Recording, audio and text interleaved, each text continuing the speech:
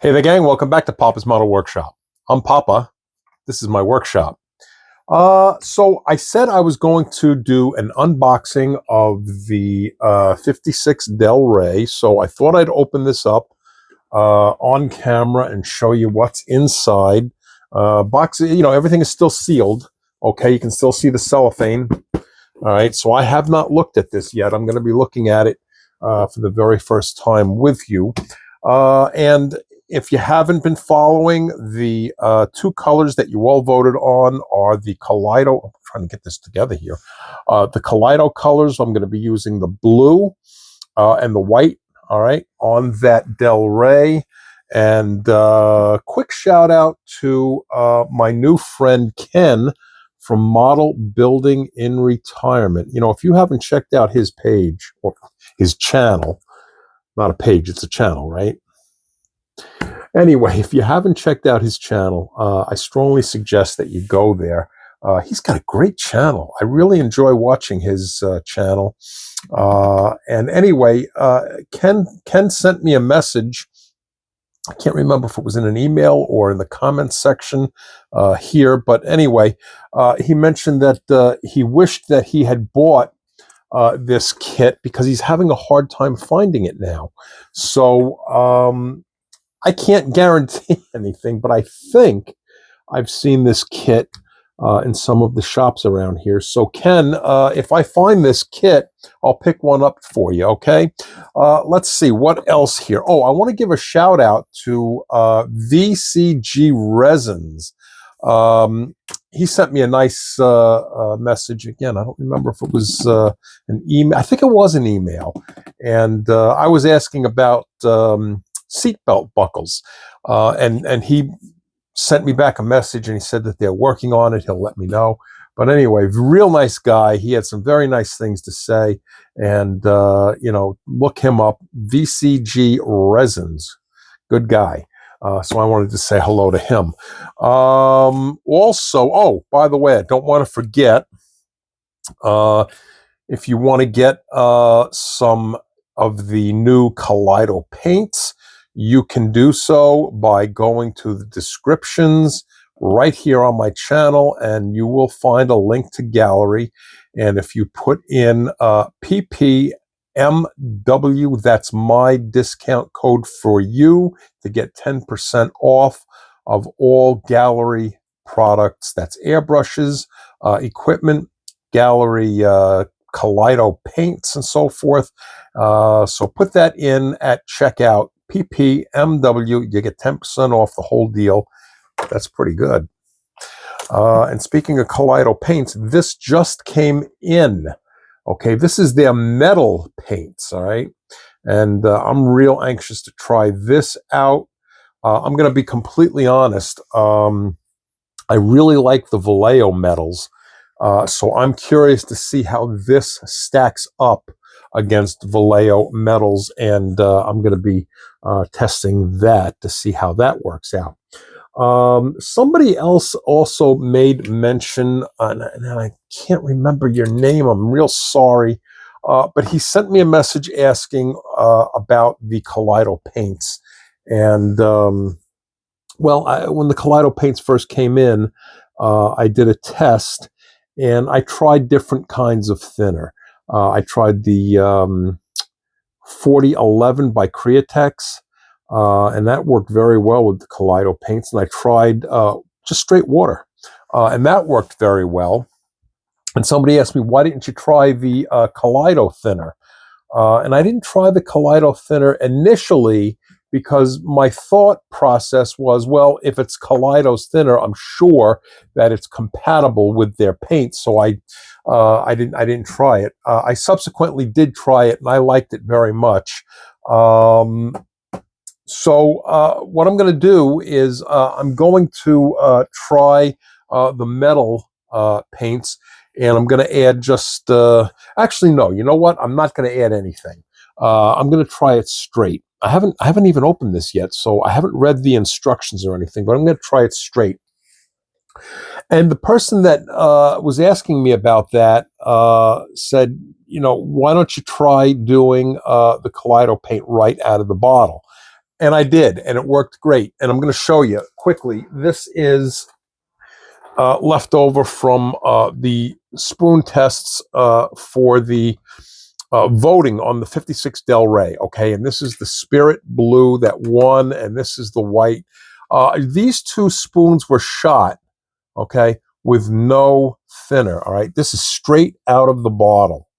And I got to tell you, a lot of times, even though a paint might say that it's ready to use, or RTU, ready to use, right from the bottle, most of the time I add a little something anyway, because my finding in the past has been that it always does require some degree of thinning, despite the claim that it's ready to use, because I find that it spits and clogs a little bit, and just the airbrush doesn't perform as well. The spoon test that I did with the Kaleido paint, with no thinner at all, straight out of the bottle, it worked very well. Now, it was just a spoon test, so I'm curious to try it on the Del Rey. You can do a spoon in just, a second or two. When you're putting it onto a car body, you're going to be using it for a little while. So I'm curious to see how it works right out of the bottle when you're spraying a car body. So that's what I will be doing with the Del Rey. So you know what? I think that's what I'm going to do with these metal colors. I think I'm going to do it without any thinner. I'm going to do it right out of the bottle and see how that works. Okay, what else have we got here? The Peterbilt Wrecker. Okay, if you've been following along, you know that I have had difficulty with parts missing, and I had to fabricate a few of the parts to kind of move this along. You want to hear something? Listen to this. I got another missing part. Can you believe this? I'm starting to get frustrated at this point. Let me show you what's missing here. I am up to working on the interior, okay? This is where I'm at, okay? And as you know, if you're a follower of the channel, my habit is to take all the parts off of the sprue or trees, and I separate them in organizing bins by color, and then I paint everything. So from that point, when I get up to a particular area, okay, like now I'm up to the interior. Okay, now inside at the assembly bench, what I did is I take all the parts for the interior, okay? I pluck them out of their individual color bins, and then I will put them all in a separate container. So everything that I need to work on this interior is now in a separate plastic holder. And in doing that, I discovered that this piece right here, let me see if I can circle this for you, okay? I don't have a clipboard here, so I can't hold it up and circle it. I have to hold it down here and circle it. But this piece right here that I circled in red is missing, okay? So this is the seat base right here, all right? I'm going to show you this. See the seat base right there? Okay, this little round thing that kind of looks like a UFO, all right? Okay, now that is supposed to mount to this, well, it's called a seat mount. I guess that makes sense, right? And then the seat itself sits on the seat mount. So it's three pieces. The seat goes on the seat mount, and then that goes down to the base down here. And this piece, the seat mount that I have circled, is missing. So like I said, I'm starting to get a little bit frustrated with this. This is the third time I've had to deal with this. So it goes back to what I have said in other videos. Never build mad. All right. So when you get frustrated, or you get mad about something, best thing to do is take a break and walk away. And yeah, that's what I had to do yesterday when I discovered that this piece was missing. So I will have to figure out what I'm going to do about that. And as I'm sitting here talking to you right now, I'm not sure what I'm going to do. So I will, I'll let you know.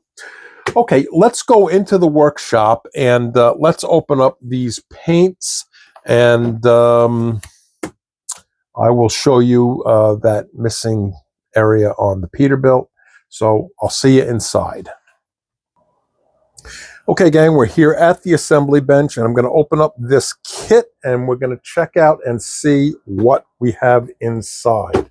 All right, so, I've noticed something with most people on YouTube. When they open up a kit, they take their X-Acto knife and very carefully go right along the edges here. Okay, I don't know. I guess I'm a gorilla. I just go like this. And then I tear the whole thing open. That's just the way I do it. So I guess you can call me a gorilla. All right, let's take a look and see what we have here. All right. I'm always like a little kid at Christmas time when I open up a brand new kit. And I'm not just saying that to say something on camera. I really get excited about opening up a brand new kit. I love it. Oh, by the way, before I forget, Bill Ray in Missouri asked for a shop card. So, Bill, there's your shop card, and it is on its way. Well, it will be on its way when I put this in the outgoing mail basket. And if you want a shop card, there we go. Okay. There's there's the email address. Papa, get your head screwed on straight. If you want a shop card, there you go. Send me an email, just like Bill did, and you will get a shop card. And if you're a content creator, well, let me do this, because I don't want the whole world to get Bill's address, so I'll cover up his address. But anyway, there is my mailing address. If you would like to swap shop cards, if you're a content creator. Okay, so that will go out. In fact, I'm going to set this over here right now so it goes in the outgoing mail basket. So let's get to this. All right. Is this taped on the side? You know how good I am at opening things on camera. All right. And we have our typical stuff. Let's get right down to the good stuff, like the body. All right. Got our tires in there and so forth. So let us open this up and let's take a look.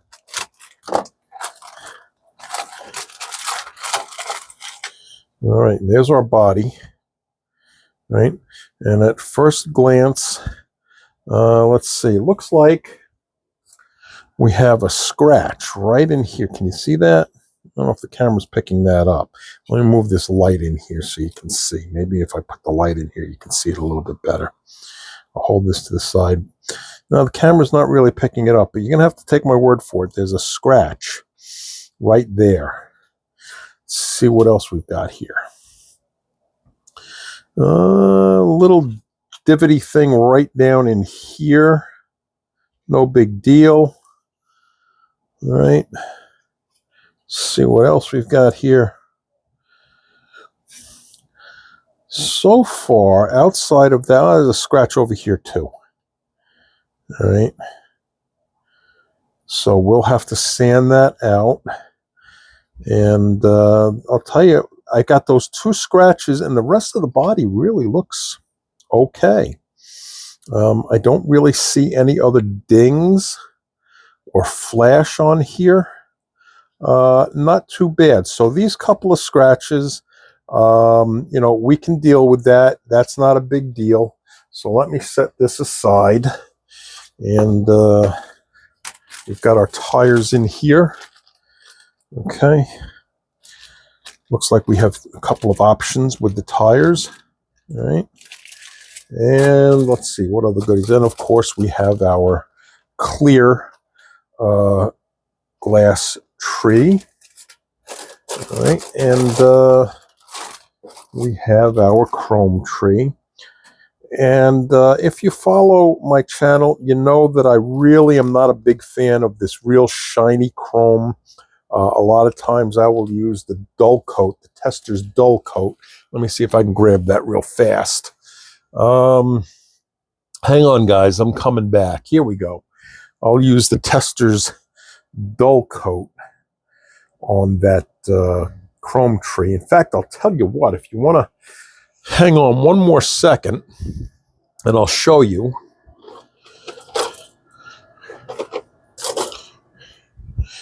I'm coming. This is the chrome tree on the Peterbilt wrecker, okay? And you can see the difference in the shine. Okay, this has got the dull coat on it, and this is the shiny chrome tree in the sealed bag from the Del Rey. And this, remember when I had my aunt and uncle here a couple of weeks ago, and I was just showing my Uncle Ken real quick, after I do the dull coat on a piece like this with the grill, I was showing him what this will look like if I put a little bit of black panel liner on there. And so anyway, that's why that's got that dark area in there. I just put a little spot. Okay, so that's what I like to do with the chrome trees. And yeah, we've got all of our pieces here, multiple trees. And I'm banging the camera. I'm sorry. All right, and let's take a quick peek at this. Again, I'm not going to do an entire unboxing here. I'm just taking a look at some of the bigger pieces and so forth. Yeah, in a general sense, at a quick glance here, it doesn't look like, if I can get this out, it's getting hung up on. You know what happens? The pieces get hung up on the trees, and it makes it hard to come out. All right, here's our engine and so forth. But at a quick glance here, and that's what this is, it's just a quick glance. It doesn't look like we've got a whole lot in the way of flash. Usually I'll find a mold line on the drive shaft, and I'm just flipping this around, and I don't even see a mold line on this drive shaft. So just at looking at this for the very first time, it looks like we don't have a whole lot of issues here. All right. That looks like it's a candidate for two-tone. See? I don't know. I'll get to that when I get to that. And here's the rest of the seats and so forth. I don't know. When I see this sort of thing, it just screams two-tone to me. But I don't know. I'll make that decision later on when I get to it. And this looks like, what is that? I guess that's the dash right there, right? Yeah. Okay, I don't see the gauge. I don't see the gauges, though. All right, well, we'll figure all that out as we go. And, of course, we have our typical Revel instruction sheets, okay? And you can see that they have this in two-tone, all right? I think I'm going to go different with my two-tone. Instead of having the two colors separated this way, I think what I'm going to do is I'm going to tape off, and I'm going to go with the blue down here, okay, and then the white up here, and then the blue up here. I think that's the way I'm going to go. Haven't made up my mind absolutely positively on that, and I will, of course, let you know. Here we have our decals, okay. And I've got them upside down. Good job. Okay, sometimes Papa doesn't think. And we'll keep those in a nice, safe spot and make sure that they don't get all grunged up or anything. And, of course, we have our color chart, which I copy and I actually tape to my bench. And this is the other thing that I like with Revel is they give you a parts list, all right, which is something I wish I had on that Peterbilt wrecker, which I do not. There's no numbers on any of the parts. It makes me a little bit crazy. And, of course, here's our engine assembly and so forth. Here's our first step, is putting the block together. So very typical Revel instructions. So that looks, this looks like it's going to be a fairly nice kit because, like I said, I don't have much in the way of mold lines or flash. Again, I pointed out those couple of areas where things were scratched, but that's not a big deal. We will deal with that. Oh, by the way, I almost forgot this. Here's something that I just got. You know what this is? I'm going to show you. As a matter of fact, I'm going to show you over at the other bench, okay? Because I've got all of this stuff spread out here. And let me show you over at the other bench what this is. Okay, so we're over here at the assembly bench. And as you can see, I am getting ready to work on the interior. And here's what I have so far with this Peterbilt wrecker. I'm doing, you know, I've got my rust and so forth on here. And, right, and yeah, it's coming along okay.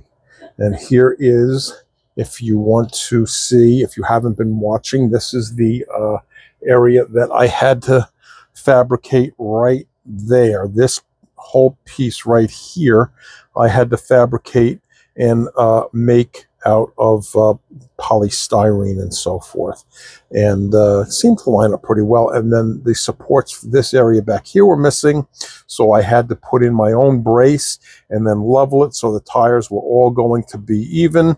And yeah, looks like we did that. So that's where we're at here. But anyway, as I said, this right here is the piece that's missing.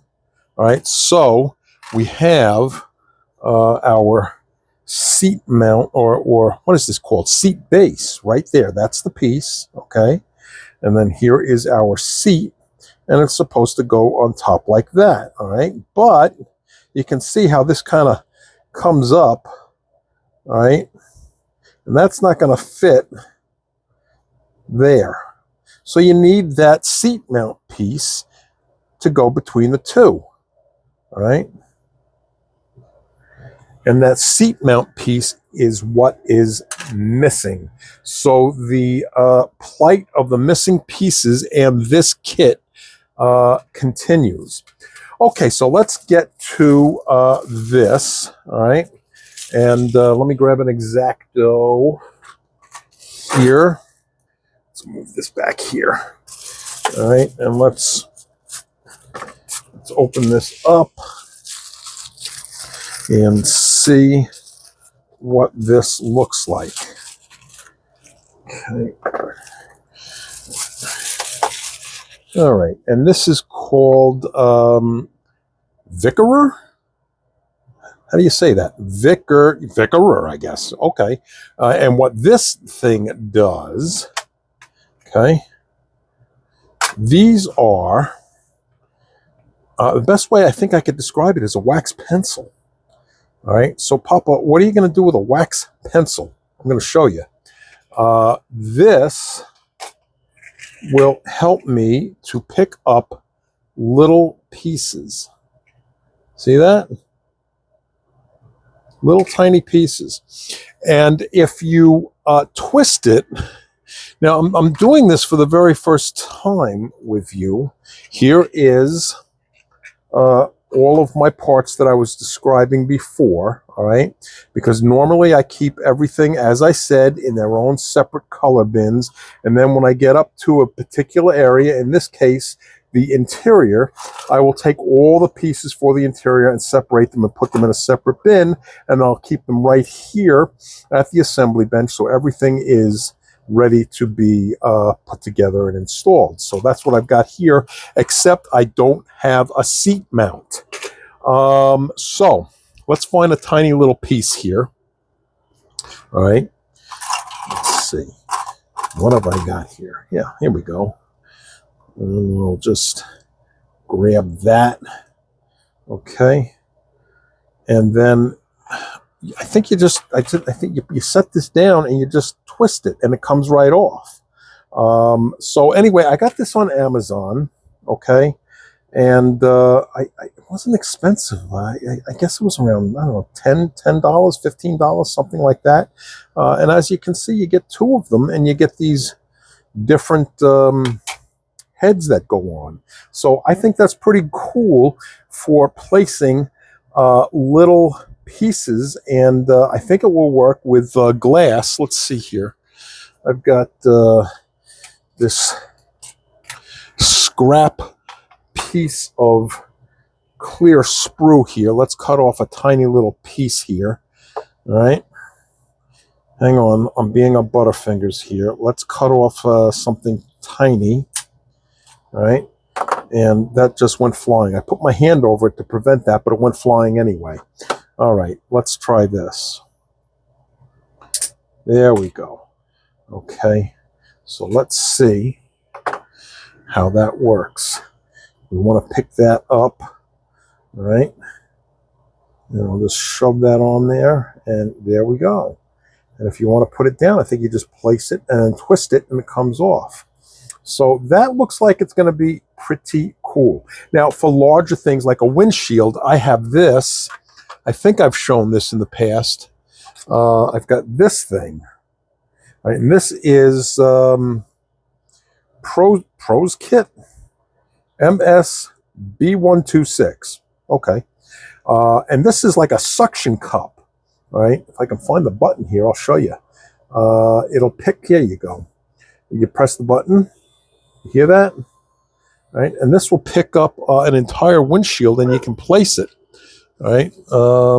Let's see if it'll pick up something as big as that. I don't know if it'll do that or not. That's pretty big. I don't know. You press your button. All right. You put it there, and look at that. It picked it up. That's pretty good. And then, you know, when you want to put it down, you release the button, and it releases. So there are two options for working with small parts or glass. All right. And like I said, I got this one on Amazon. I think I got this one on Amazon too, except I got this a while ago, so I don't remember how much I paid for it. But there's the name of this one. All right. And you'll have to look that up for the pricing because I just don't remember. My thinking on this is I don't think this was very expensive, but look it up on Amazon. That works great for placing things like a windshield, which I've done. I've used this before, and it works rather well. This one just came in, so I haven't really used it yet, other than what I just demonstrated for you right here. And this was, like I said, I don't know, $10 or $15 on Amazon. So thought I would share that with you real quick. All right, this video is starting to get up to about a half an hour. Again, I ramble and the time goes by. So we will do the metal test, the Kaleido Metal Colors test in another video. And I'm going to have to do the actual application of the blue and white paint on that Del Rey in another video as well, because you saw that I just opened it, and you know, I have to go over it and sand it down and deal with those scratches and do the normal prep that you need to do before I can jump into painting it. So I will do that in another video as well. So as usual, I want to thank everybody for tuning in again, and I'm going to be jumping into the USAC build this year. I think I mentioned that in the last video. Oh, by the way, before I forget, remember that video? It was one or two videos back, I think. And I was demonstrating, actually, I was demonstrating this. Hang on, I got to turn this around. I think I was demonstrating the fabrication of this piece here that I was missing. All right. And that video, I don't know what happened. It was like an X-ray machine all the way through the entire video. Every few seconds, it would flash. Okay, like an X-ray going off. And for those of you that may have watched that entire video, I have to thank you for toughing that one out. And I couldn't figure it out. I reviewed the original video, and I didn't find any problem, and I couldn't figure it out. I finally figured out what happened there, because it happened a second time. I do all of my videos on my cell phone. It's a Samsung, what is this thing? Galaxy S24, that's what it is. And then I upload everything to YouTube from my phone. And I got a phone call in the middle of the upload, and I think that somehow disrupted the upload. And I figured that out because, as I said, it happened a second time. And I actually uploaded the video, and when I went to look at the video on YouTube, it was doing it again. So I quickly took that video down, and I went back to the original footage that was still in the phone, and I uploaded it a second time. And it came out perfect. And then that's when it dawned on me. In the middle of that upload, I got a phone call, and I think that's what screwed it up. So it's important that I know that, because I'll know in the future that if I get any kind of messages, like a phone call or a text message in the middle of the upload process, I'll know that it didn't work, and I'll have to redo it. So hopefully you will not have to endure that kind of thing again. So folks, again, as usual, I just went through this, but I'm going to say it again. Thank you for tuning in once again, and I will see you in the next video.